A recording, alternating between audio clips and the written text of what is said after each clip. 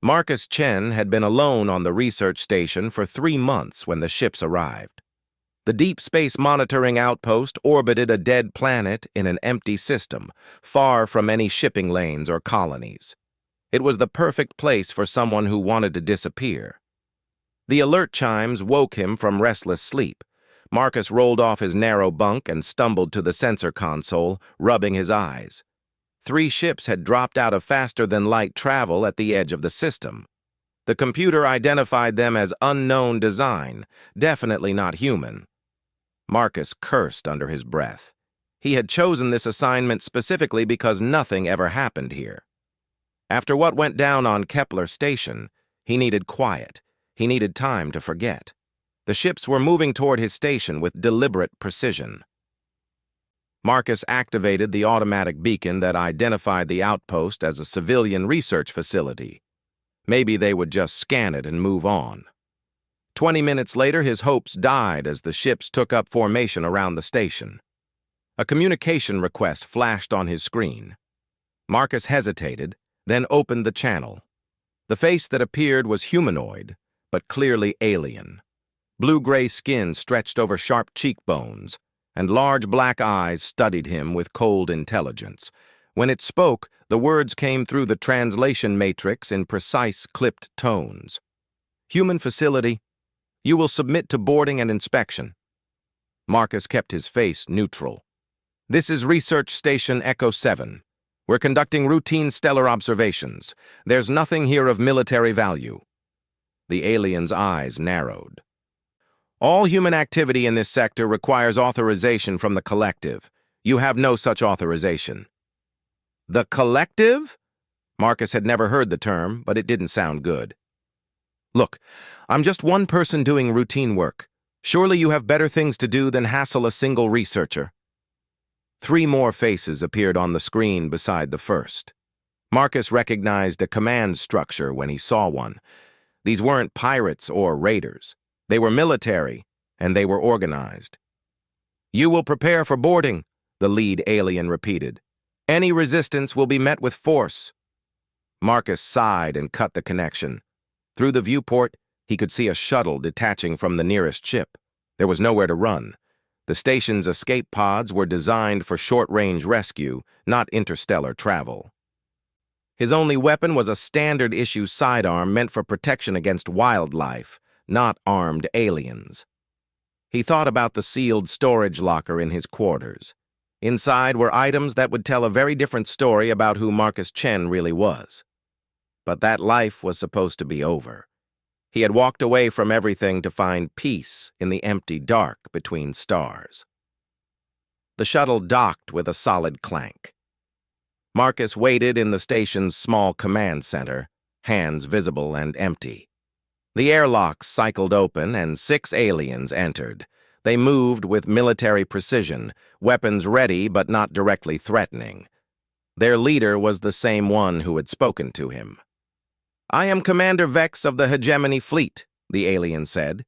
"You are now under the jurisdiction of the Collective." "Marcus Chen, Station Administrator," he replied. "What exactly is the Collective, and why do you care about one research station in the middle of nowhere?" Vex studied him with those large black eyes. Marcus could almost see the alien's mind working, cataloging and dismissing him. A single human in civilian clothes, clearly no threat. Possibly useful as a source of information, but hardly worth serious attention. "The Collective maintains order in this region of space," Vex said. "Humans have been expanding without permission, establishing illegal settlements and research facilities. This practice will cease." One of Vex's subordinates was scanning the station with handheld equipment. "Commander, minimal life support systems, basic research equipment, standard civilian configuration. No weapons detected except for one small sidearm." Vex nodded. "Search the station thoroughly. Document all equipment and data. We will determine what action to take." Marcus watched the aliens spread through his small domain. They were efficient but not particularly careful. His personal quarters received only a cursory search. The sealed locker that held his past remained undiscovered. You will come with us, Vex informed him. The collective has questions about human expansion in this sector. I don't know anything about expansion, Marcus said. I've been here alone for months. I don't even receive regular supply runs. Nevertheless, you will be questioned. Vex gestured toward the docking port. Your station will be stripped of useful components and destroyed. Marcus felt a familiar anger building in his chest. These aliens had appeared from nowhere, claimed authority over human space, and were now destroying his refuge. The anger was dangerous. It reminded him of why he had left his old life behind. What about my research data? He asked. 3 months of stellar observations. Irrelevant, Vex replied. Move. They escorted Marcus to their shuttle. Through the small viewport, he watched his station dwindle as they returned to the alien ships. The 3 vessels were impressive, each one easily 10 times larger than any human cruiser he had ever seen. Weapons ports and sensor arrays covered their hulls like mechanical scales. The shuttle bay of the command ship was larger than his entire station. Marcus counted dozens of fighters and support craft arranged in perfect rows. Crew members moved with military discipline, paying little attention to the human prisoner being transferred. They led him through corridors that felt more like military bunkers than spaceship passages. Everything was angular and efficient, designed for function rather than comfort. The aliens he encountered barely glanced at him. To them, he was clearly nothing more than a minor inconvenience. Marcus was placed in a small detention cell with basic amenities. The door sealed with a soft hiss, leaving him alone with his thoughts. Through a narrow viewport, he could see his research station in the distance. Even as he watched, one of the alien ships fired on it. The station's destruction was quick and complete, leaving only glowing debris. Hours passed before anyone came for him. When the cell door opened, 2 guards escorted him to what was obviously an interrogation room. Vex waited inside, along with another alien who wore different insignia. This is Intelligence Officer Nex, Vex said. You will answer all questions truthfully. Nex activated a recording device and consulted a tablet. State your full name and purpose at the research station. Marcus Chen. I was conducting stellar observations and gravitational studies. All true, if incomplete. How long have you been in this system? 3 months. Who sent you here? The Colonial Research Council gave me the assignment. Also true, though they had not asked too many questions about why he wanted it. Nex made notes on the tablet. Describe human military presence in this sector. I wouldn't know. I'm a civilian researcher. The alien's eyes fixed on Marcus. You claim to know nothing of human expansion, human military activities, human colonial plans. I've been alone on a research station for months.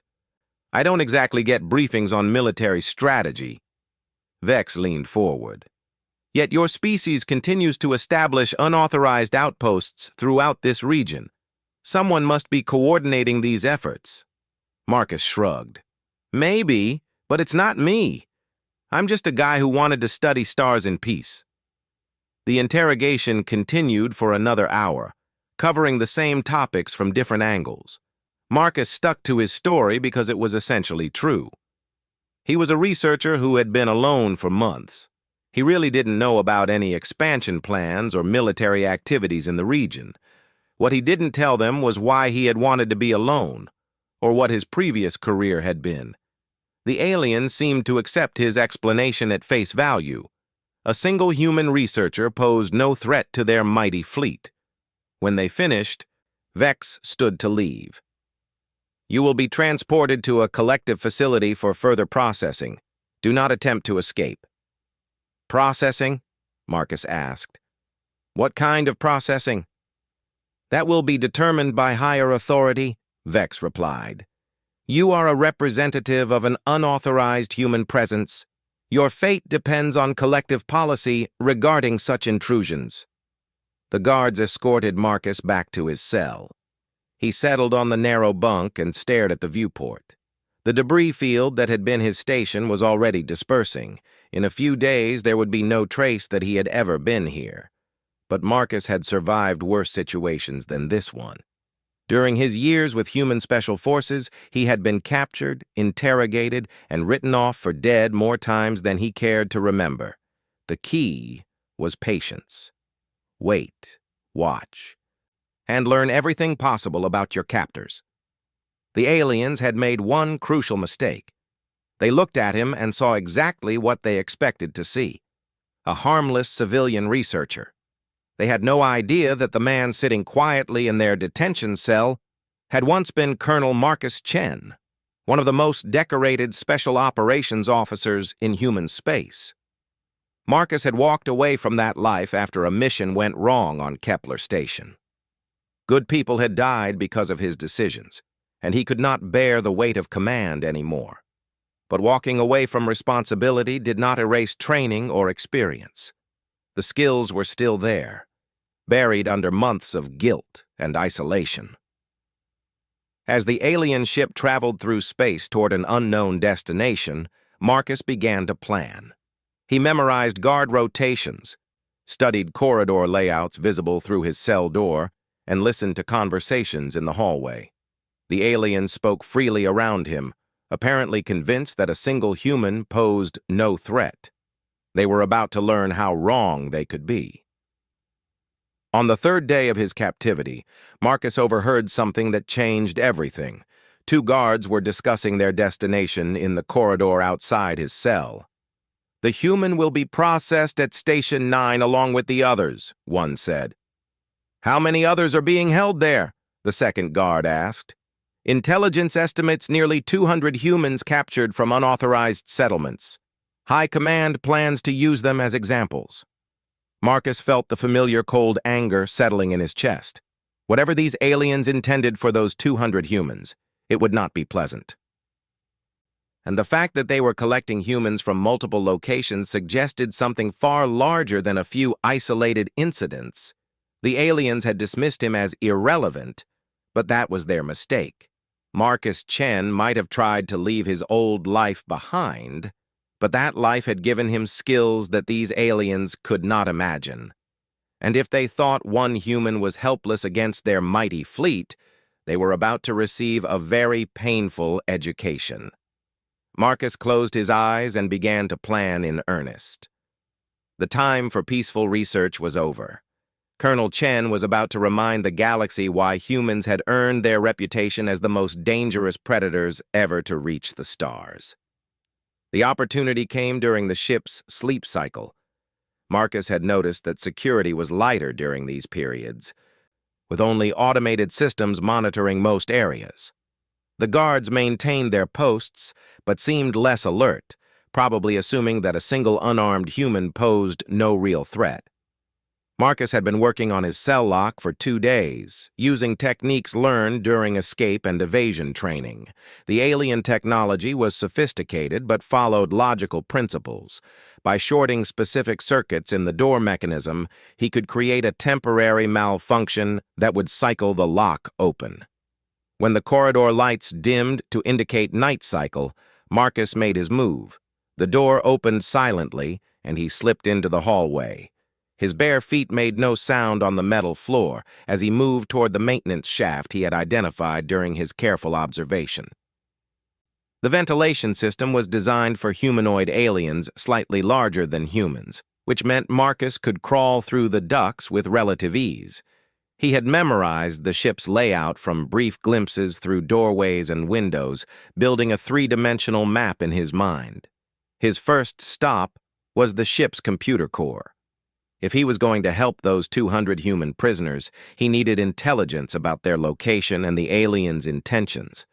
The core was heavily shielded, but the maintenance access points were less protected. Marcus dropped into a service corridor and approached the computer terminal. His training included basic electronic warfare, enough to slice into most systems given time and access. The alien computer used different interfaces, but data was data, and security protocols followed predictable patterns. 20 minutes later, Marcus had what he needed: Station 9 was a detention and processing facility 3 days' travel from their current position. The facility held not just captured humans, but representatives from 17 other species that had crossed the collective. The processing involved interrogation, categorization, and what the files euphemistically called resource allocation. Reading between the lines, Marcus realized that the collective was essentially running a slave operation. Useful prisoners were assigned to work details, while others were eliminated as examples. The 200 humans were scheduled for processing in 6 days. Marcus copied the relevant files to a portable storage device and made his way back through the ventilation system. But instead of returning to his cell, he decided to gather more intelligence. The ship's armory was too well guarded, but the communications array might offer opportunities. The communications bay was located near the ship's bow, requiring a longer crawl through the ducts. Marcus's military conditioning kept him moving despite the cramped quarters and recycled air. He had endured worse conditions during covert operations behind enemy lines. When he reached the communications section, Marcus found it staffed by a single technician who was half asleep at his console. The alien was monitoring routine transmissions, probably expecting nothing more exciting than status reports. Marcus waited in the ventilation shaft above the technician's head, studying the communication equipment. These aliens were overconfident to the point of arrogance. They had conquered 17 different species and saw themselves as the dominant power in this region of space. A single human did not register as a threat worthy of serious attention. That overconfidence would be their downfall. Marcus dropped silently from the vent and approached the sleeping technician. A precise strike to a specific nerve cluster dropped the alien into deeper unconsciousness without permanent harm. Marcus had studied alien anatomy during his intelligence briefings, and the technique worked exactly as expected. The communication console was more complex than the computer terminal, but Marcus had trained on captured alien equipment during his Special Forces career. After several minutes of careful work, he managed to access the ship's external communications array. Marcus sent a burst transmission to a specific frequency that would be monitored by human intelligence services. The message was brief and coded, designed to look like routine stellar background radiation to anyone who intercepted it. But human analysts would recognize the signature and know that Marcus Chen was alive and in enemy hands. More importantly, the message contained the location and details of Station 9, along with intelligence about the 200 human prisoners and the collective's broader operations. If a rescue mission was possible, they now had the information needed to plan it. Marcus erased all traces of his communication and returned the unconscious technician to his original position. When the alien woke, he would remember nothing and assume he had dozed off during a quiet shift. The return journey to his cell took longer because Marcus decided to explore more of the ship. He needed to understand the enemy's capabilities and weaknesses. The collective ships were impressive, but they relied heavily on automated systems and routine procedures. Their crews seemed competent, but not particularly creative or adaptable. During his reconnaissance, Marcus discovered something interesting. The ship's fighter bay contained several single-seat craft that appeared to be short-range scouts rather than combat vessels. One of them was positioned near a maintenance airlock, and Marcus could see that its systems were powered down for routine service. The possibility of escape was tempting, but Marcus dismissed it. Even if he could steal a scout ship, he would be alone in space with no way to reach Station 9 before the prisoners were processed. His duty was clear: gather intelligence, disrupt enemy operations, and find a way to save those 200 humans. Marcus made his way back to his cell just before the corridor lights brightened to indicate the start of the next duty cycle. He arranged himself on the bunk and pretended to be asleep when the guards made their routine check. Over the next 2 days, Marcus established a pattern. During sleep cycles, he would slip out of his cell and explore different sections of the ship. He memorized guard rotations, identified key systems, and studied the aliens' operational procedures. During the day, he played the role of a confused and frightened civilian researcher. Commander Vex visited him twice more for additional questioning. Marcus maintained his cover story, appearing to cooperate while providing only useless information. The alien commander clearly viewed him as a minor asset at best, useful only for confirming details about human colonial activities. Your species shows remarkable persistence in establishing unauthorized settlements, Vex observed during their third interview. Despite our warnings and enforcement actions, humans continue to expand into collective space. Marcus looked confused. I really don't know about any expansion plans. I was just studying stellar formations. Indeed, Vex replied. Perhaps your government does not inform civilian researchers about military objectives. Or perhaps your assignment to this remote location was not as innocent as it appears. What do you mean? Marcus asked, allowing a note of worry to enter his voice. Intelligence analysis suggests that your research station may have been a reconnaissance post, monitoring collective patrol routes and fleet movements. The data you collected could be valuable to human military planners. Marcus almost smiled. The aliens were trying to build a conspiracy where none existed, seeing patterns that existed only in their own suspicious minds.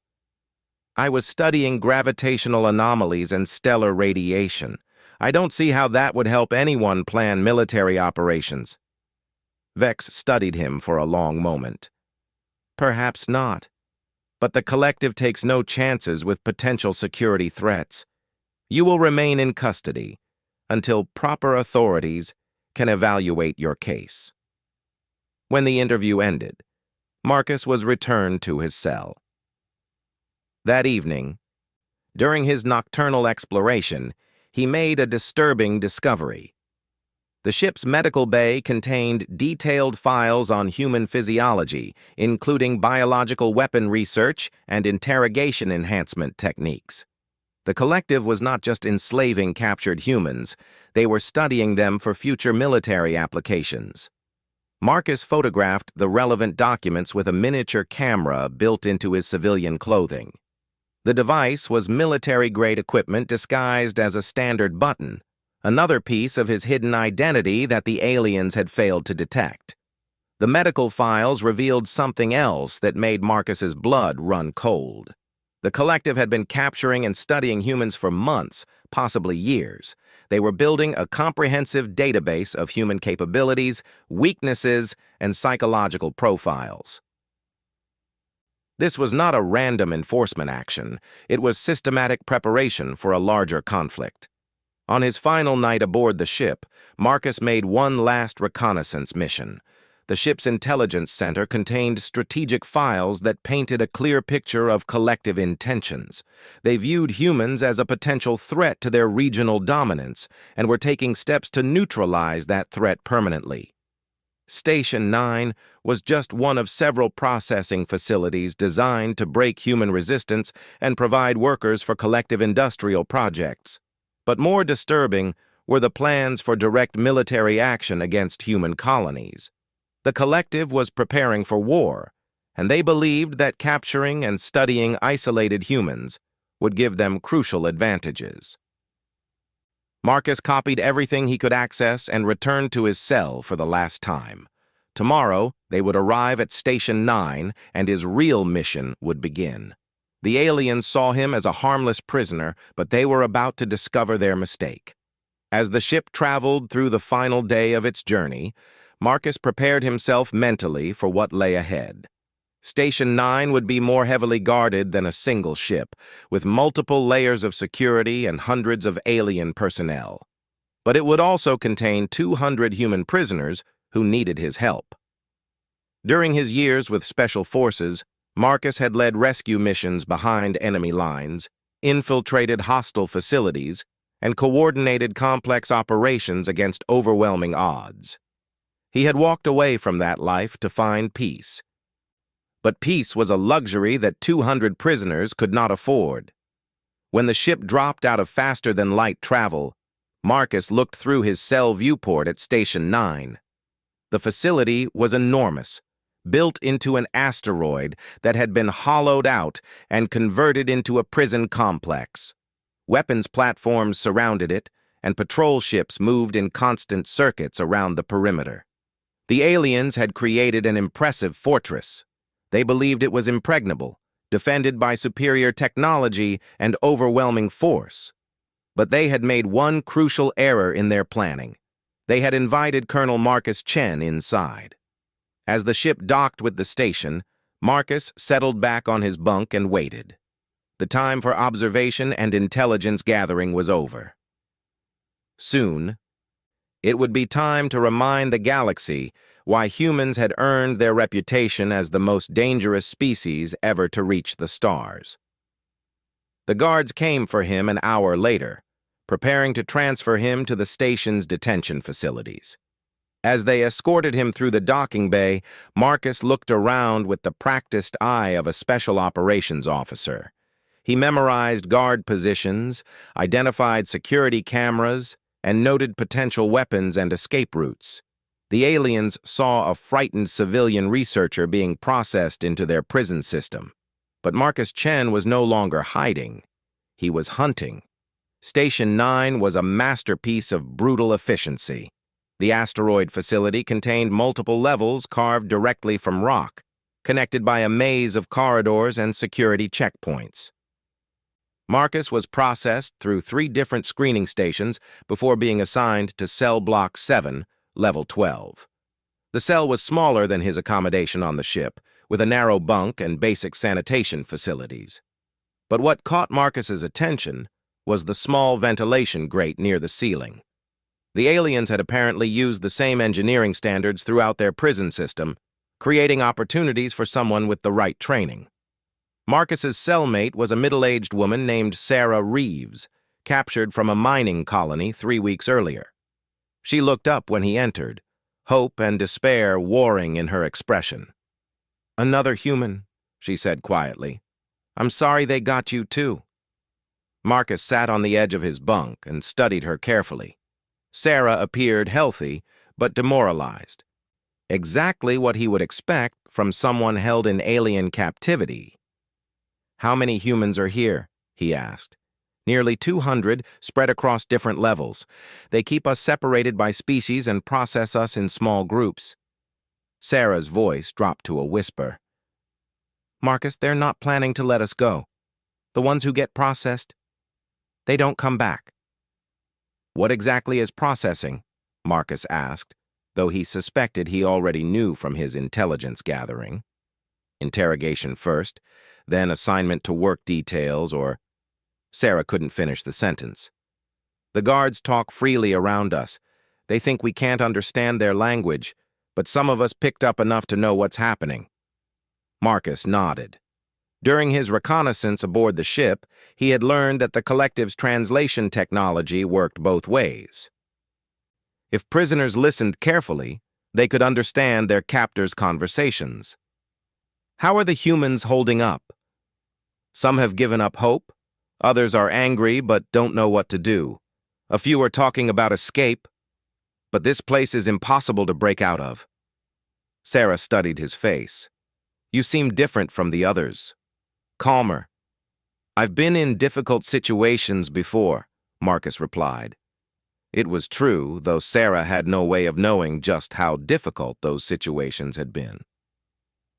That night, during the facility's sleep cycle, Marcus made his first reconnaissance of Station 9. The ventilation system was larger than the ship's, designed to serve thousands of prisoners and guards.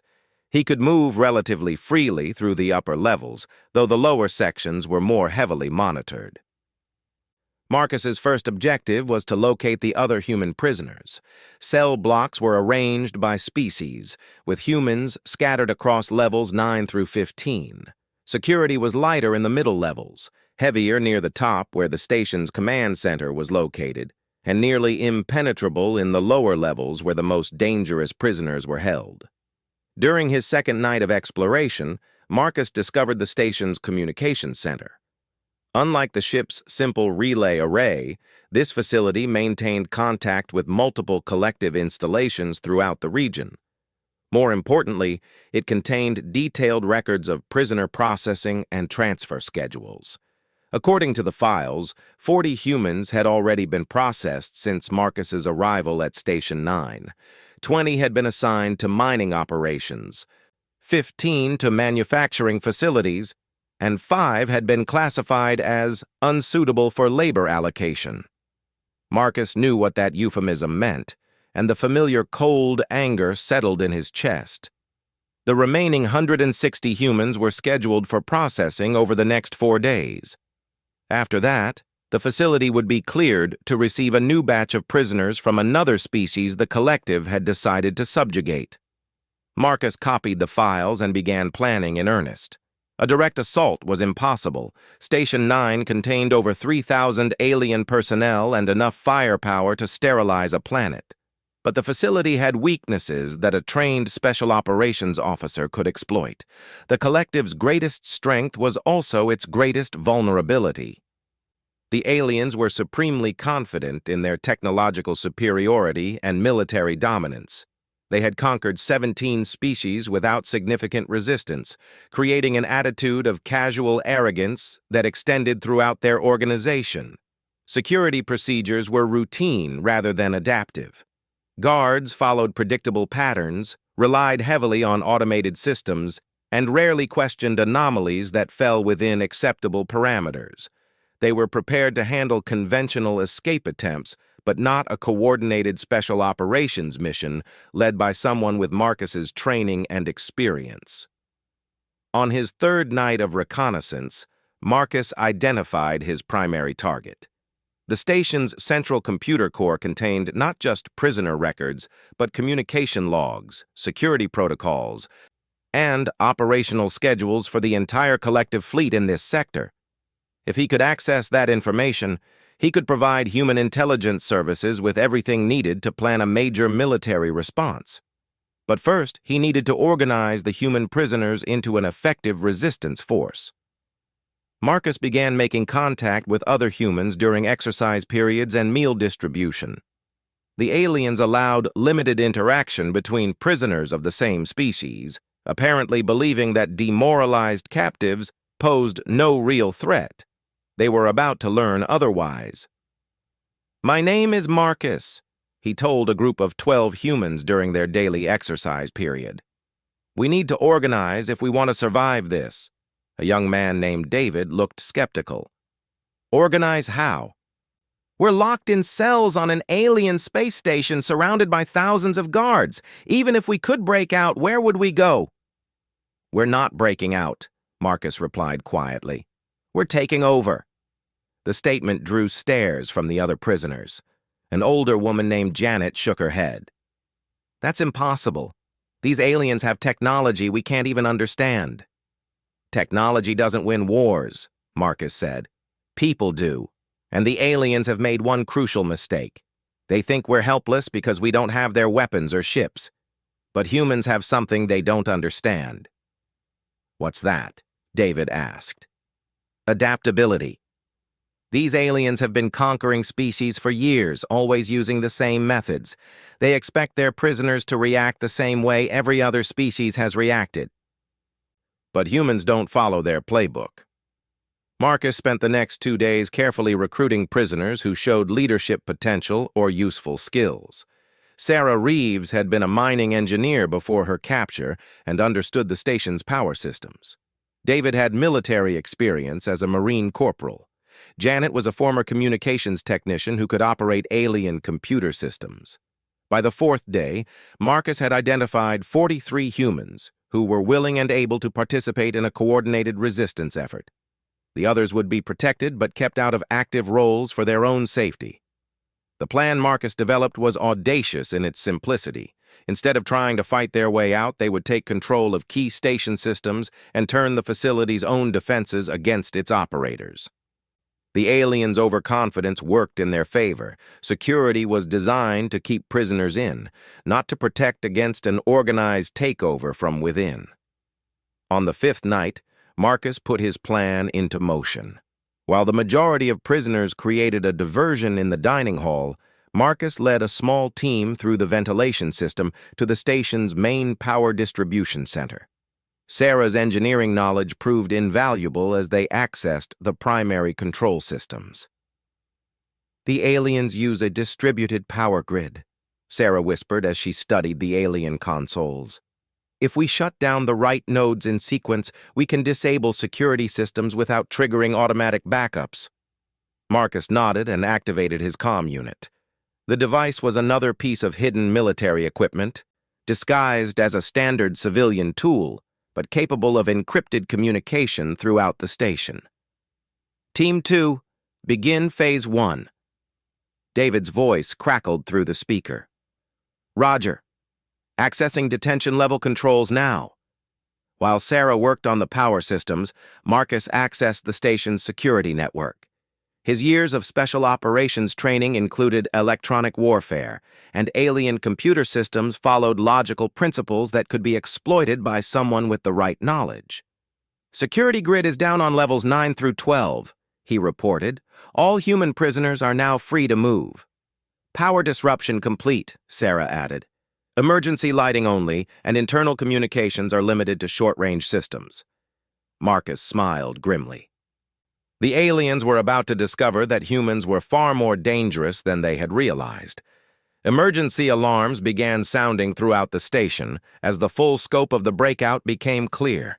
Over 160 humans were now moving freely through corridors that should have been impossible to escape from.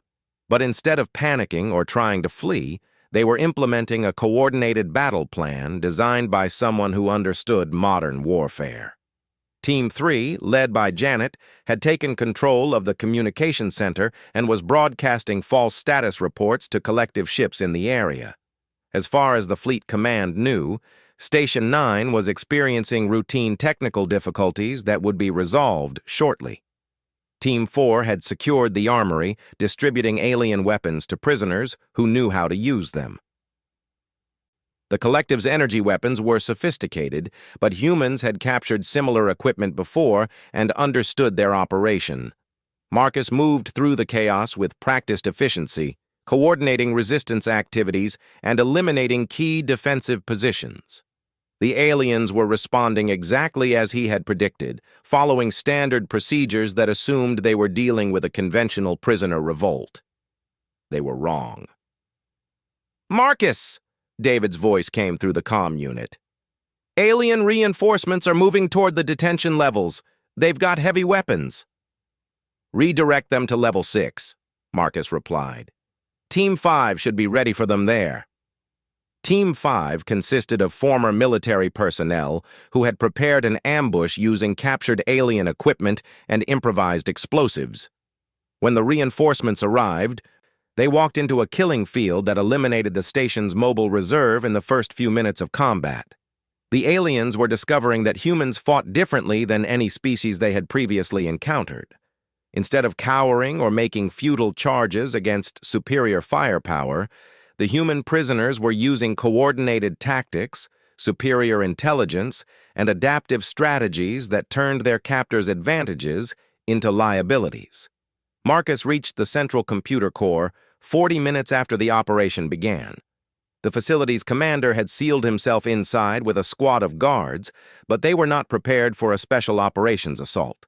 The sealed blast door that protected the computer core was designed to withstand frontal attacks, but Marcus approached from above through a maintenance shaft that the aliens had never considered a security risk. When he dropped into the chamber behind the guards, they were too surprised to react effectively. "Commander Vex," Marcus said, recognizing the alien who had captured him. "We meet again." Vex's eyes widened as he saw the human who was supposed to be a helpless civilian researcher. Marcus was now wearing alien armor and carrying military-grade weapons, moving with the confidence of a trained soldier rather than a frightened prisoner. "Impossible," Vex stammered. "You are civilian, research personnel." "No," Marcus replied. "I'm Colonel Marcus Chen, Human Special Forces, and you've just learned why humans have a reputation for being dangerous." The alien commander reached for his weapon, but Marcus was faster. A precise energy blast dropped Vex without killing him, leaving the alien stunned but alive for questioning. Marcus turned to the computer core and began downloading everything: collective fleet movements, strategic plans, prisoner processing records, and detailed intelligence about their operations throughout human space. The information would be invaluable to human military planners. "All teams, report status," he said into his comm unit. "Level 9 secure," David reported. "All humans accounted for." "Communication center under our control," Janet added. "I'm monitoring collective fleet traffic. They still don't know what's happening here." "Armory and power systems secured," Sarah confirmed. "We've got enough weapons and equipment to hold this position indefinitely." Marcus nodded with satisfaction. The takeover had been completed in less than 2 hours, with minimal casualties among the human prisoners and complete tactical surprise achieved against their captors. But taking Station 9 was only the first step. Marcus activated the facility's long-range communication array and sent an encrypted message to Human Military Command. The burst transmission contained everything: his location, the intelligence he had gathered, and a detailed report on collective capabilities and intentions. More importantly, it contained a recommendation for immediate military action. "This is Colonel Marcus Chen reporting from captured Collective Station 9, he transmitted. "Recommend immediate fleet response to coordinates attached. The Collective is preparing for war against human space. We have captured their primary intelligence facility and request extraction for rescued prisoners." The reply came 18 hours later, as Marcus and his fellow humans worked to consolidate their control of the station. "Colonel Chen, this is Admiral Harrison, 5th Fleet. We are en route to your position with a full battle group. Maintain control of the station until our arrival." Marcus smiled as he read the message. Admiral Harrison had been his commanding officer during some of his most dangerous missions. If anyone would understand the strategic importance of what they had accomplished, it would be him.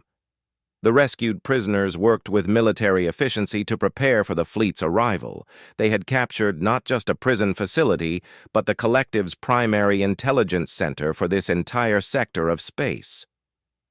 The aliens who had dismissed humans as inferior were about to face the consequences of their arrogance. When the human fleet arrived, they found Station 9 firmly under human control.